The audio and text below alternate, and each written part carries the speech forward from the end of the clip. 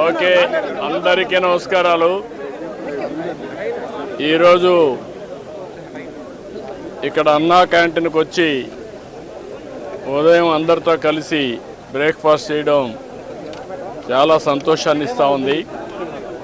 అన్నా క్యాంటీన్ పెట్టిన ముఖ్యమైన ఉద్దేశం ఎవ్వరు కూడా అన్నం లేదని బాధపడే పరిస్థితి లేకుండా ప్రతి ఒక్కరి కడుపు నింపాలి అనే ఉద్దేశంతో అన్నా క్యాంటీన్లు పెట్టాం. ఈరోజు మనం ఒకసారి చూస్తే ఎన్టీ రామారావు గారు తిరుమలలో అన్నప్రసాదం కార్యక్రమం ప్రారంభించారు. అది నిరంతరం కొనసాగుతూ ఉంది. అదే స్ఫూర్తితో అన్నా క్యాంటీన్ పెట్టాం.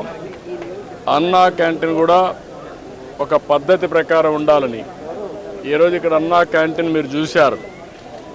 మామూలుగా ఏదో అన్నం పెట్టడం అంటే రోడ్డు మీద పెట్టడం, ఏదో దానం చేసినట్టు బిహేవ్ చేయడం కాకుండా పేదవాళ్ళు కూడా గౌరవప్రదంగా పౌష్టికాహారాన్ని, నాణ్యమైన ఆహారాన్ని పరిశుభ్రమైన వాతావరణంలో తినాలనే ఉద్దేశంతోనే ఈ కార్యక్రమానికి శ్రీకారం చుట్టాం.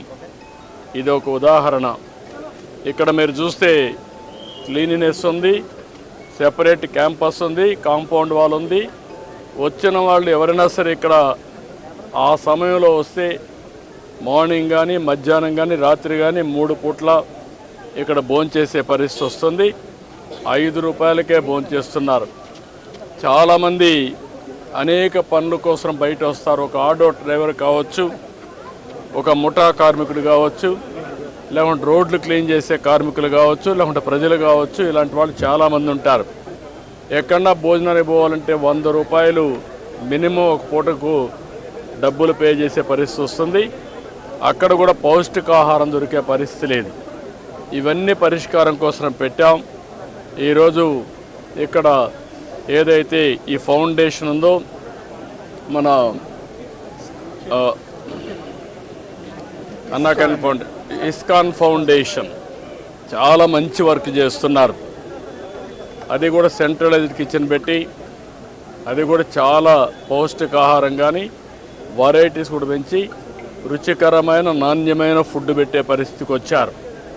ఈరోజు రాష్ట్రంలో 269 అన్నా క్యాంటీన్లు